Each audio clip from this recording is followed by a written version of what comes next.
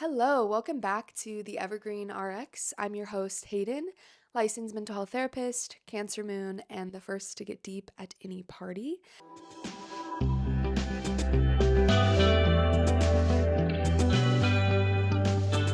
And I'm excited to be back here adding to the Minidose catalog at Evergreen RX with a really important kind of omnipresent topic, which is about healthy boundaries. So I thought, why don't we go over a little bit of a basic 101 on healthy boundaries so that we can all get on the same page about what they may look like. I know this is a really hot topic. People are always navigating how to set boundaries, how to uphold healthy boundaries.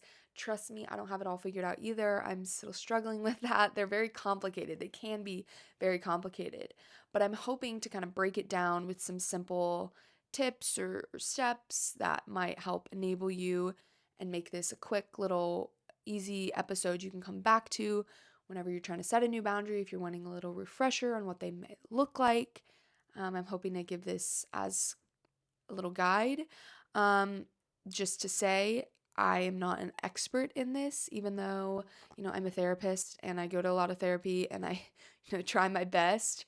I'm definitely not an expert, and all of this is just like my opinion on what is healthy boundaries, what that looks like. So if something does or doesn't work for you, that's fine. Just like take it or leave it. So yeah, boundaries seem to be such a like hot button topic. They have been for like I feel like 5 years cuz we've had this whole people pleaser awakening movement and, self-care and standing up for yourself, being confident, like this whole empowerment movement, which is awesome and also can sometimes lean into being a little bit like this is my boundary. And so now I'm going to require something that I'm not actually really like able to require out of someone.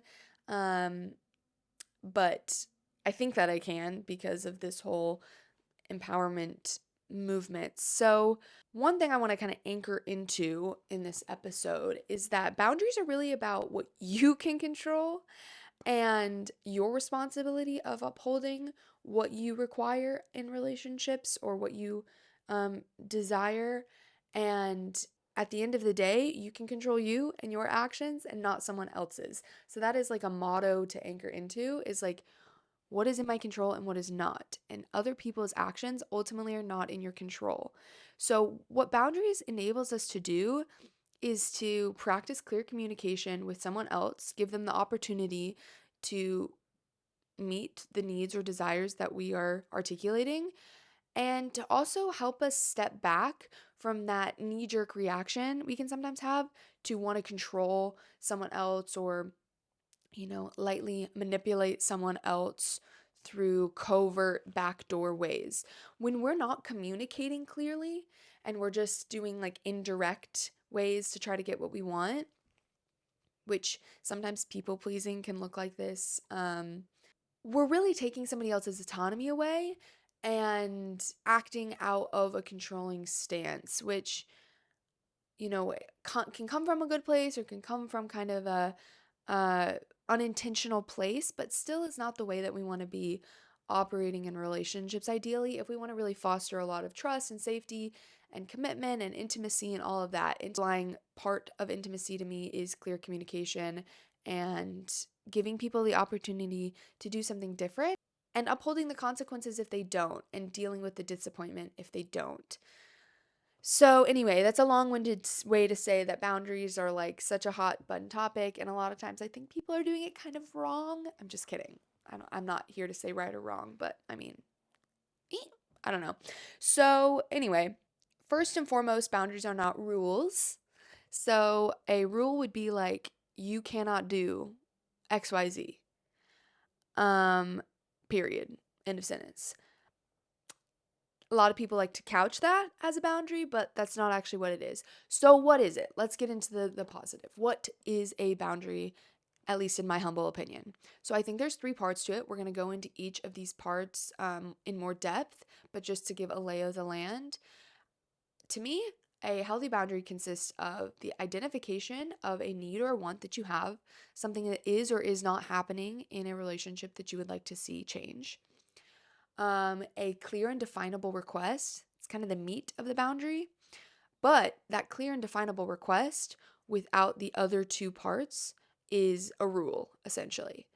Um, so, what I think is super important that sometimes gets left off of boundaries is what is the consequence that you're ready and willing to uphold if that clear, definable request is not met? So, that's a really essential piece of this is what are you ready and willing to uphold your responsibility um, if this boundary is not met or is repeatedly not met and it's continuing to create conflict or problems for you.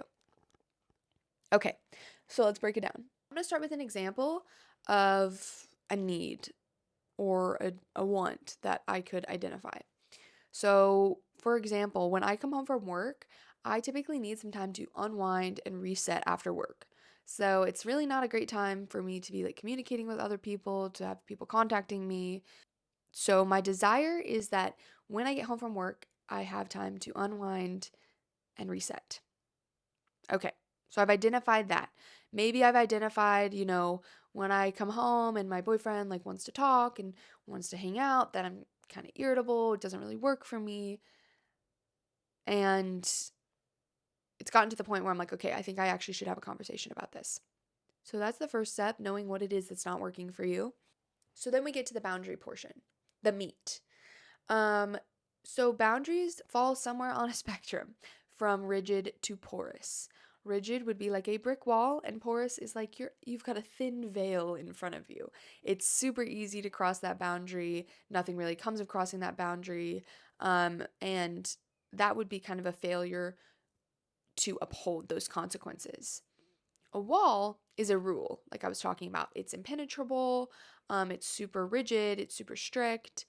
It kind of makes people feel more shut out than anything else. So, in the example I gave, a rigid boundary would be like, I need time to unwind after work, so do not contact me even in an emergency or urgent situation.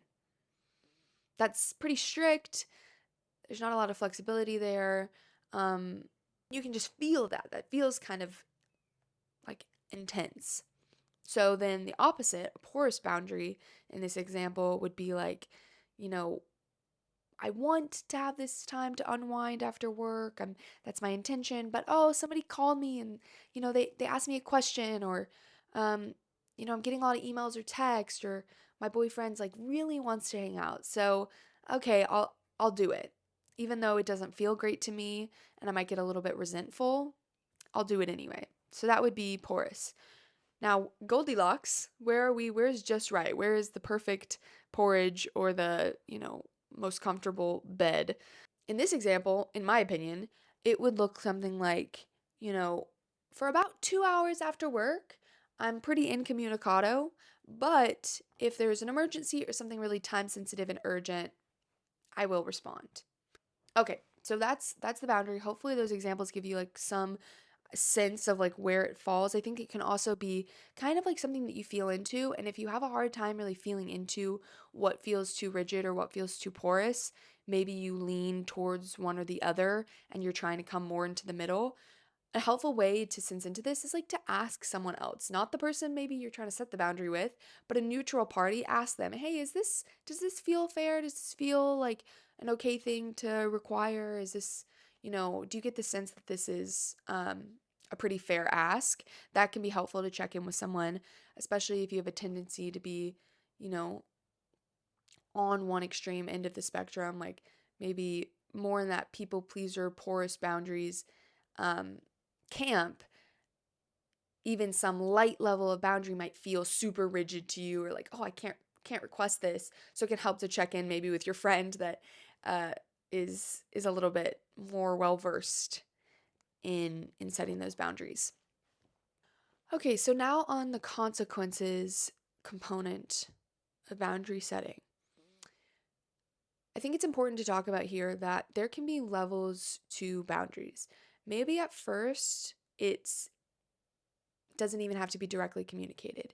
You can just identify this need, identify what you'd like to see change, and kind of, and you don't even have to like explicitly have a conversation with somebody about this boundary. So, an example of this would be like if someone consistently comments on your body and weight that you gained or lost, and you just don't really like that. Maybe first you try by changing the subject with them and seeing, do they take the bait? Do they just change subjects? And over time, does that kind of alleviate this body checking behavior that they have with you? Okay, so you don't even have to directly communicate the boundary. But maybe you notice they still comment and it's bothering you and you want to have a direct conversation. So then you directly communicate the boundary with them, and maybe the consequence starts off smaller. I would really love for you to not make comments on my body, to not talk about the way that I look. If that does happen, um, I'll try to change the subject, and if it continues, I'm going to get off the phone with you. I might end that conversation. So that's one layer. And then if it continues, if somebody's continuing to cross that boundary, the consequence might up. So this is a really important part. We want to make sure that the consequence is kind of equally matched with the behavior. So some people might take to this boundary really quickly and they're like, oh my gosh, I'm so sorry. I didn't know I made you uncomfortable. Okay, no problem. So if it happens again and you switch subjects, they're ready to catch on, and great, then you get to move on.